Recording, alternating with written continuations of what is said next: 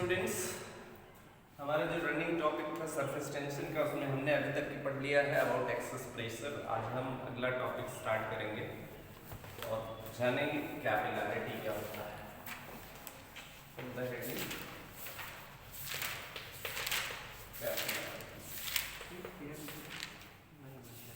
बेटा, आप लोगों ने कैपिलरी ट्यूब देखा होगा, बहुत से नैरो ट्यूब होती है, ठीक है, निडल टाइप की, ठीक है, जो हम एक्सपेरिमेंट में यूज करते हैं, केमिस्ट्री प्रैक्टिकल में यूज करते हैं, कैपिलरी ट्यूब बोलते हैं। तो सिंपली ऐसे समझो कि बहुत जो नैरो ट्यूब होते हैं जिनकी डायमीटर माइक्रोमीटर या मिलीमीटर्स में होती है, तो उनको अगर हम क्या होता है किसी लिक्विड में वर्टिकली खड़ा करते हैं, ठीक है ना, तो कुछ लिक्विड होते हैं जो राइज करते हैं, मतलब ट्यूब के ऊपर, यानी जो हमारा आउटर लेवल होता है लिक्विड के, उससे कुछ ऊपर चढ़ जाते हैं, और कुछ लिक्विड्स क्या होते हैं डिप्रेस हो जाते हैं, मतलब आउटर लेवल से कुछ नीचे चला जाता है लेवल, ठीक है, लिक्विड का। इसी फिनोमेना को ही हम क्या बोलते हैं, कैपिलैरिटी। तो ऐसे समझिए कि हमारा वाटर वेसल है, इसमें वाटर फिल्ड है, और इसके एक ओपन ट्यूब या एक ओपन कैपिलरी हमने क्या किया है, रखा है, ठीक है।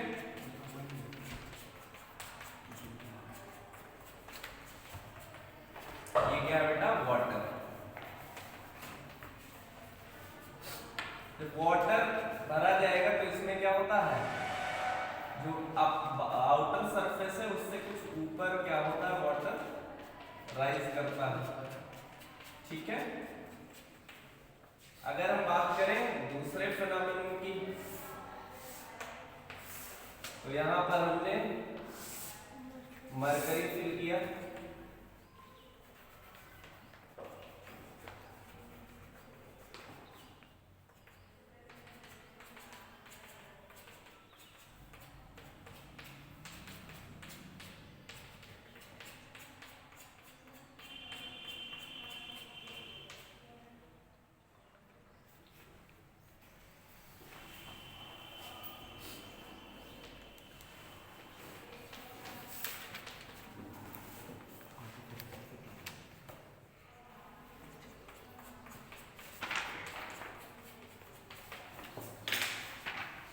तो यहां पर देख रहे हैं बेटा, जब वाटर था तो कैपिलरी में आउटर सरफेस से कुछ हाइट ऊपर क्या हो गया, वाटर चढ़ गया इसमें कैपिलरी में। ऑन द अदर हैंड यहां पर मरकरी, और मरकरी में क्या हुआ, मरकरी आउटर सरफेस, जो लिक्विड की आउटर सरफेस है मरकरी की, उससे क्या हो गया, कुछ नीचे आ गया है, ठीक है ना।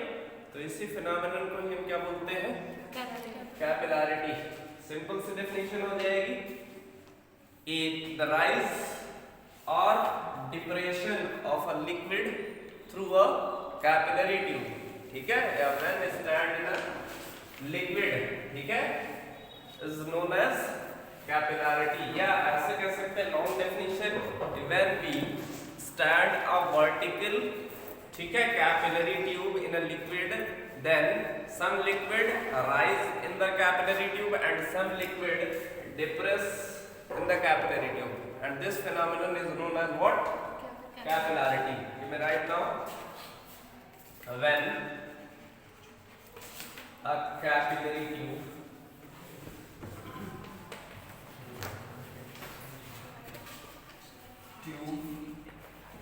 हम नैरो ट्यूब लिख सकते हैं, stand capillary tube of open end, दोनों साइड ओपन होना चाहिए, open and, both side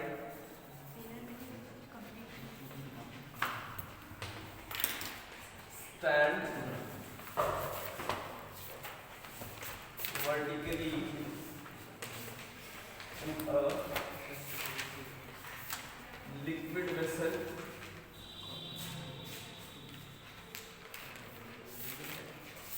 then liquid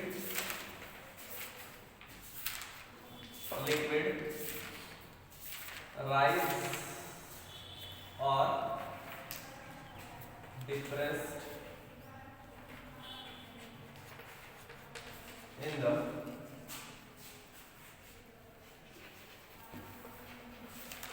capillary tube. This phenomenon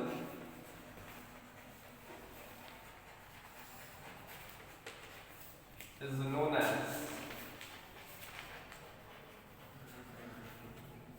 capillarity. ठीक है, तो एक सिंपल सा डेफिनेशन, वन लाइनर डेफिनेशन लिख सकते हैं। द राइज और depression of liquid in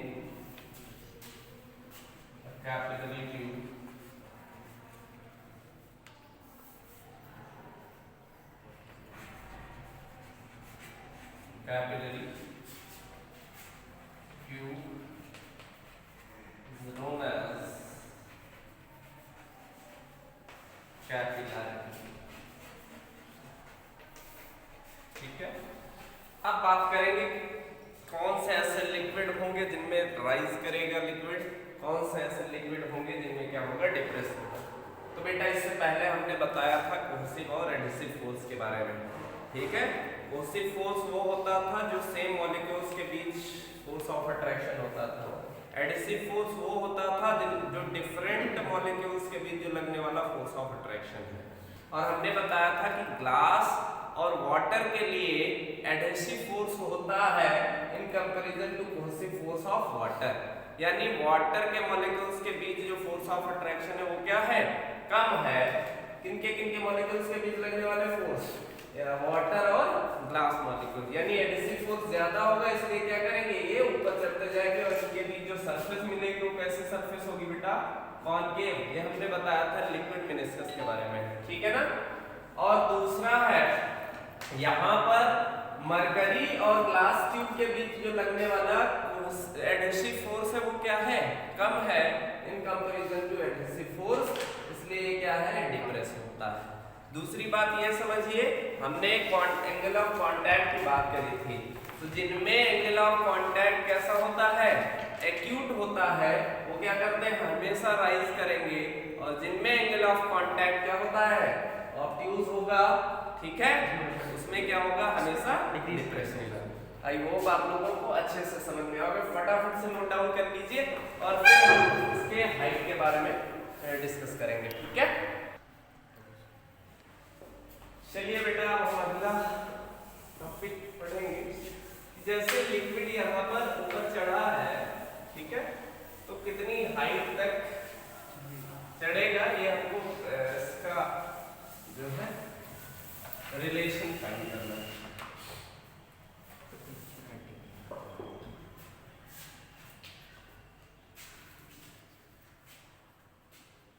height of the raised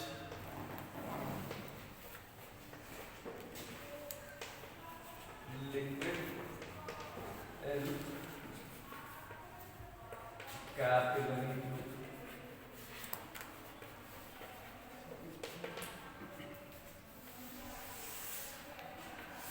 simple सा बेटा, यहाँ पर हमने बोल दैट ये वाटर फिल्ड है और इसमें क्या रखा हुआ, एक कैपिलरी ट्यूब है। हमने ये थोड़ा सा बड़ा बनाया, जबकि इतनी बड़ी कैपिलरी नहीं होगी, बहुत नैरो होगा, ठीक है। यहाँ पर क्या है, लिक्विड फिल्ड है और लिक्विड में क्या है, वाटर, सपोज दैट क्या है, वाटर।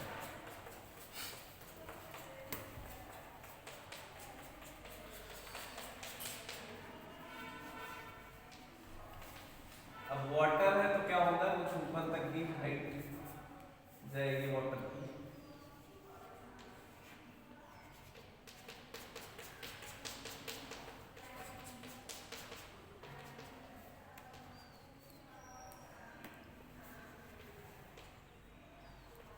ठीक है, और कितनी हाइट तक की राइज किया लिक्विड, ये हमको क्या करना है, फाइंड करना है, यानी एच हमको फाइंड करना है। और ये जो मेनिस्कस बना है, इस मेनिस्कस की हम रेडियस कंसीडर कर लेते हैं, आर, कैपिटल आर, और कैपिलरी की रेडियस कंसीडर कर लेते हैं स्मॉल आर। ठीक है, और ये मान लेते हैं ये एंगल कितना है। ठीक है, चलिए हमने बात की थी बेटा about excess pressure in a liquid drop. Suppose that ये लिक्विड ड्रॉप है और यहाँ पर क्या लगेगा, एटमॉस्फेरिक प्रेशर लगेगा। और हमने बताया था कि कोई भी लिक्विड ड्रॉप होता है, चाहे वो ड्रॉप हो सोप बबल की या हो एयर बबल की या लिक्विड की, उसके अंदर क्या होता है, प्रेशर कुछ एक्सेस होता है in comparison to outer pressure. यानी आउटर प्रेशर के रेस्पेक्ट में अंदर जो प्रेशर होता है वो क्या होता है, एक्सेस होता है। अगर यहाँ इंटरनल प्रेशर की बात करेंगे तो हमने बात करी थी P डैश प्लस P, और यहाँ P और P दोनों इक्वल होते हैं। और ये जो एक्सेस प्रेशर होता है उसे ही हम एक्सेस प्रेशर करवाए थे और इसका डेरिवेशन भी हमने करवाया है। अब हम यहाँ की बात करेंगे। यहाँ पर लिक्विड है, वेसल में है, कोई प्रॉब्लम नहीं है, उसमें प्रेशर और ये सब बैलेंस कंडीशन में रहेंगे। लेकिन यहाँ पर क्या है, यहाँ पर लिक्विड ऊपर की तरफ राइज कर रहा है। इसका मतलब जो इसके द्वारा जो प्रेशर होगा, प्रेशर इन लिक्विड कॉलम पढ़ाया था, यानी pressure in liquid column P is equal to rho g h. उसका प्रेशर इसके अंदर जो लिक्विड में काम करने वाले हैं, ठीक है, कौन सा, excess pressure P is equal to 2T upon 2T upon R इसके बराबर होगा। यानी लिक्विड ड्रॉप के लिए बताया था हमने, अगर इसकी रेडियस कैपिटल R है तो ये प्रेशर जो एक्सेस प्रेशर का फॉर्मूला करवाया था, ये करवाया था D बाई R। यानी लिक्विड तब तक चढ़ेगा जब तक इन दोनों प्रेशर की बैलेंस कंडीशन नहीं आएगी। तो जब बैलेंस कंडीशन आएगी वहीं पर राइज करना क्या होगा, ये बंद हो जाएगा और इस कंडीशन में दोनों प्रेशर क्या हो जाएंगे, इक्वल हो जाएंगे। तो सिंपल सा लिख लेंगे, liquid rise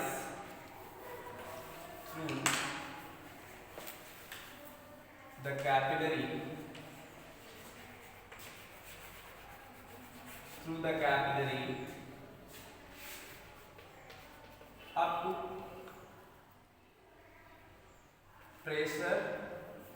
to pressure excess pressure up to excess pressure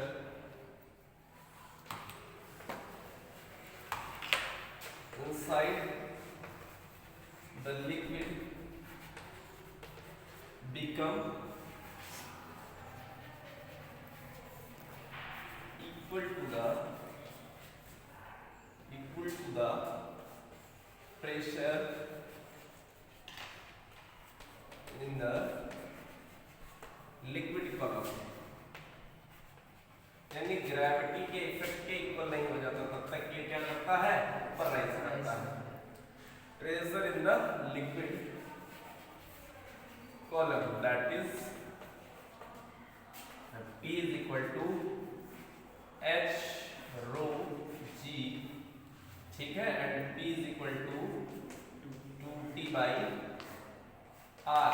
दोनों को इक्वेट करेंगे तो H rho G is equal to क्या आ जाएगा, 2T by R। ठीक है, yes। और यहाँ से हमको क्या फाइंड करना है, हाइट द राइज्ड लिक्विड। तो H की वैल्यू आ जाएगी 2T upon R rho G। ठीक है, अब बेटा यहाँ पर हम R की बात करेंगे। R क्या बताया हमने, जो तुम्हारा ये फॉर्म हुआ है लिक्विड मिनिस्कस, इसकी रेडियस है। ठीक है, तो हम कैपिलरी में अंदर जाके तो इसकी रेडियस को मेजर नहीं कर सकते, तो इसलिए हम क्या करेंगे, जो कैपिटल R की वैल्यू है हम कैपिलरी की रेडियस के फॉर्म में ब्रेक करेंगे। अगर हमें क्या पता चल जाए, एंगल ऑफ कांटेक्ट पता चल जाए। ठीक है ना, तो पहले इसको नोट कर लीजिए आप बेटा। जहां रेडियस क्या है, स्मॉल r रेडियस है किसकी, कैपिलैरिटी की, सॉरी कैपिलरी ट्यूब की, और आर क्या है, रेडियस ऑफ मेनिस्कस। यहाँ लिख लेना हो गया, capital R is the radius of liquid meniscus, ठीक। और इसको हम कन्वर्ट करेंगे किसमें, एंगल ऑफ कांटेक्ट और कैपिलरी के रेडियस में, और ये हमने इसके बीच का एंगल थीटा माना है, तो ये तुम्हारा हो जाएगा बेस, ये हो जाएगा परपेंडिकुलर, ये क्या हो जाएगा हाइपोटेनियस, क्योंकि ये हमेशा 90 डिग्री होगा और 90 डिग्री के अपोजिट होगा वो हाइपोटेनियस का वर्क करेगा। तो यहाँ पर cos theta is equal to क्या हो जाएगा, बेस अपॉन हाइपोटेनियस, यानी r अपॉन कैपिटल R, ठीक है। और यहाँ से कैपिटल R की वैल्यू क्या हो जाएगी, small r upon cos theta, ठीक है, cos थीटा। यहाँ पे वैल्यू पुट कर दीजिए कैपिटल R की, तो h की जो वैल्यू आ जाएगी 2t cos theta upon r rho जी, और यहाँ जो r स्मॉल r होगा वो क्या होगा बेटा, radius of capillary. Note down it.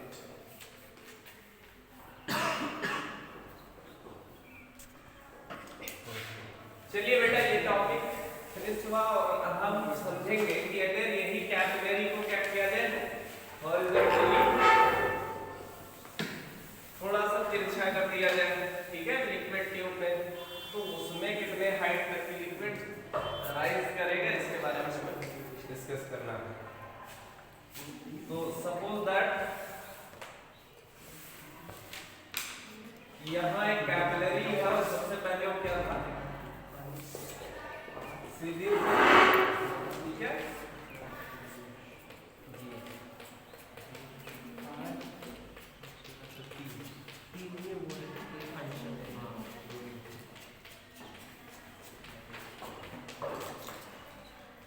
और इसको क्या किया गया, हॉरिजॉन्टल हल्का तिरछा कर दिया गया इस साइड से।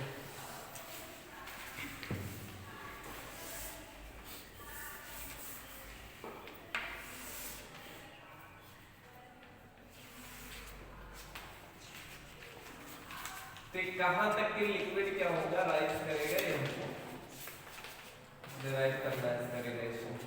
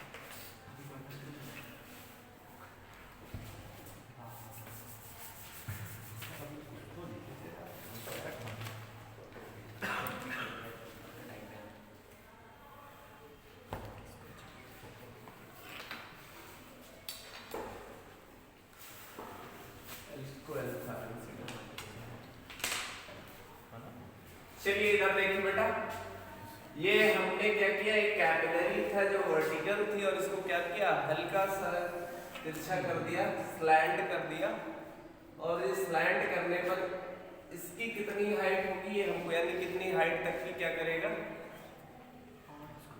ठीक है, कितनी हाइट तक की वो राइज करेगा, इसके बारे में हमको बताना है। तो हमने क्या किया, इसको स्लैंट किया, और ये हम मान लेते हैं कि ये कितनी हाइट तक की राइज किया है, h डैश तक की। और इसके अलावा बेटा हमें इससे पहले पता है कि ये कितने हाइट तक की राइज किया था, s तक की राइज किया था।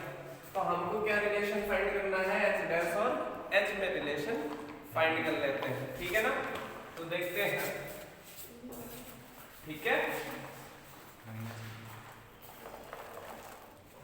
तो हम मान लेते हैं ट्राइंगल। तो अगर हम माने ए बी एंड सी,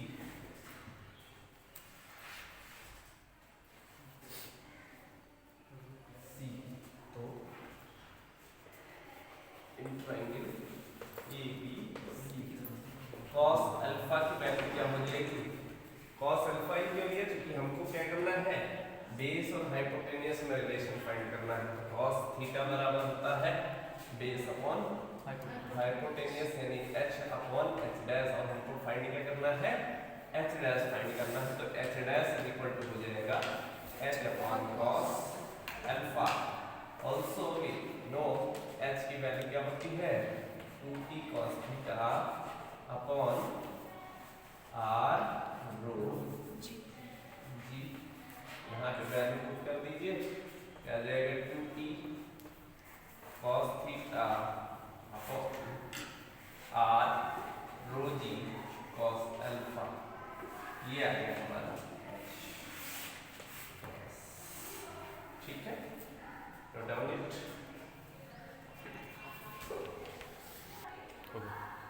अब बेटा हमने इससे पहले पढ़ा था फॉर्मूला क्या, h is equal to 2t cos theta upon r rho g. ठीक है। यहाँ पर अगर हम हाइट की बात करें तो किन फैक्टर्स पे डिपेंड करता है, तो यहाँ सरफेस टेंशन पर डिपेंड करेगी, जो लिक्विड की सरफेस टेंशन होगा। ठीक है। इसके अलावा एंगल ऑफ कांटेक्ट पर डिपेंड करेगा। सबसे बड़ी बात जो है रेडियस पर डिपेंड करेगा, क्योंकि वेरिएबल हमारा यही है। ठीक है ना, क्योंकि बाकी सारी चीजें क्या होंगी, सरफेस टेंशन लिक्विड के कांस्टेंट होगा, थीटा क्या होगा, लिक्विड का किसी भी सर्टेन लिक्विड का ये भी क्या होगा, कांस्टेंट होगा, एंगल ऑफ कांटेक्ट रो और जी भी कांस्टेंट होगा। जो h डिपेंड करेगा किस पर डिपेंड करेगा, रेडियस ऑफ द कैपिलरी। यानी यहां से देखते हैं कि हाइट जितनी ज्यादा होगी, मतलब रेडियस जितना ज्यादा होगा उसकी हाइट उतनी ही कम होगी, क्योंकि इनवर्सली प्रोपोर्शनल है। जितनी ज्यादा रेडियस होगी किसकी बेटा, कैपिलरी की होगी, उतना ही ज्यादा लिक्विड क्या करेगा, राइज होगा। ठीक है ना। और इसके अपोजिट जितना ज्यादा रेडियस होगी उतना ही कम होगी, मतलब उतना ही कम क्या होगा, लिक्विड राइज करेगा। तो ये बेटा था कंडीशन, काफी बार पूछते हैं। ठीक है ना, कि अगर किसी कैपिलरी ट्यूब का रेडियस इंक्रीज कर दिया जाए तो क्या इफेक्ट होगा, उसकी लिक्विड जो राइज होगा उसकी डेप्थ पर क्या इफेक्ट होगा। तो क्या होगा, अगर लिक्विड की रेडियस इंक्रीज करेंगे तो हाइट क्या होगा, डिक्रीज हो जाएगी। ठीक है ना। नेक्स्ट हेडिंग डाल लीजिए, factors affecting surface tension. Factors affecting surface tension, don't talk.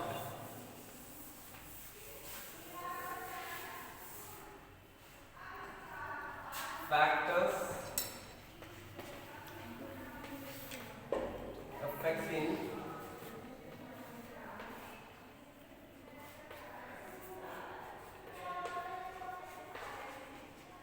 surface tension.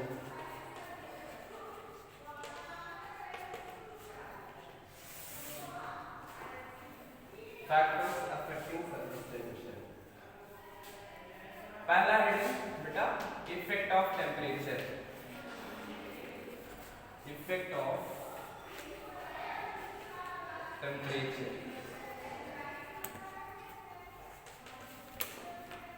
कैसे डिपेंड करता है बेटा टेम्परेचर पर, सरफेस टेंशन बताइए।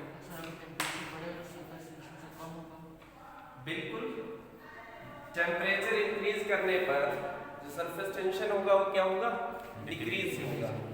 इसीलिए सरफेस टेंशन डिक्रीज होगा। इसका मतलब क्या है, जैसे सूप वगैरह है, हम लोग क्या हॉट ही पीते हैं ना, रीजन है स्वाद तभी आता है, सरफेस टेंशन क्या होगा, कम होगा, और लिक्विड बहुत जल्दी क्या होगी, हमारी जुबान पर क्या होगा, बहुत जल्दी फैल जाती है और हमें क्या होता है, स्वाद मिलता है। ठीक है ना। तो पहला पॉइंट ये हो जाएगा कि जैसे जैसे टेम्परेचर इंक्रीज करेंगे सरफेस टेंशन क्या होगा, कम होगा। ठीक है ना। तो ऑन इंक्रीजिंग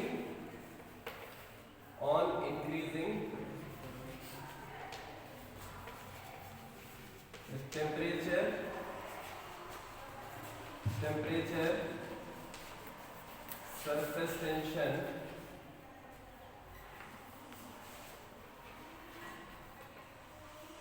डिक्रीजेस, ठीक है। Next, contamination, effect of contamination, effect of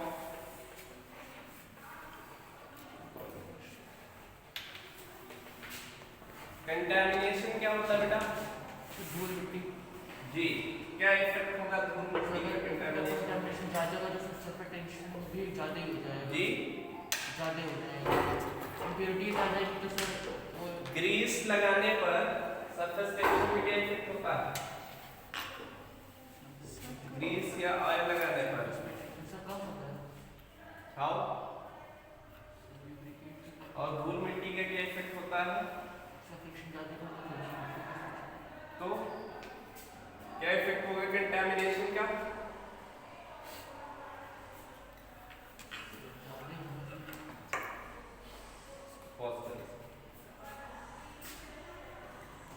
अगर क्या है, अगर हम कोई कंटामिनेशन लाइक डस्ट, ग्रीस या ऑयल किसी सरफेस पर लगा देते हैं तो उसका जो सरफेस टेंशन है वो क्या होता है? डिक्रीज हो जाता है। सिंपली लिख लीजिए, if surface have dust,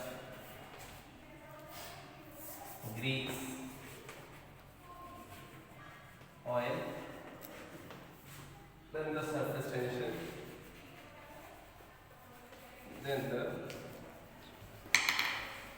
surface tension, decreases.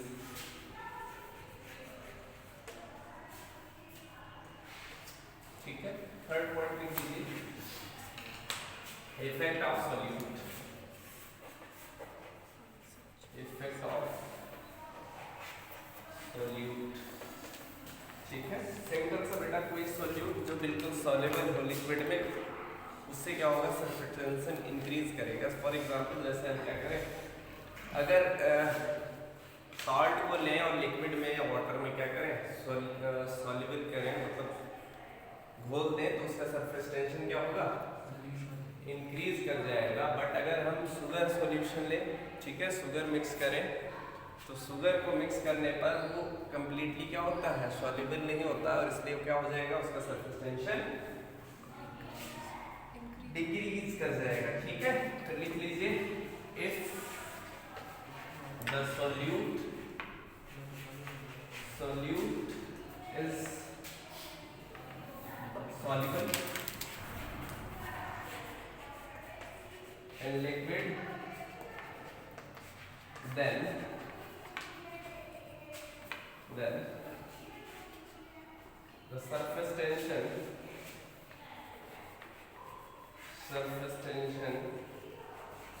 of the liquid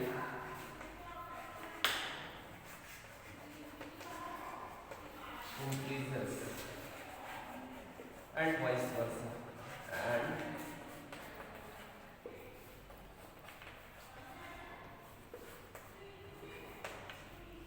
इसका मतलब क्या है कि अगर इनसॉल्युबल होगा तो सरफेस टेंशन क्या करेगी? डिक्रीज करेगी, ठीक है। तो ये हमारा टॉपिक फिनिश होता है सरफेस टेंशन का। नेक्स्ट क्लास में हम डिस्कस करेंगे, अगला चैप्टर स्टार्ट करेंगे हीट के बारे में, फ्लो ऑफ हीट के बारे में डिस्कस करेंगे। So thank you all.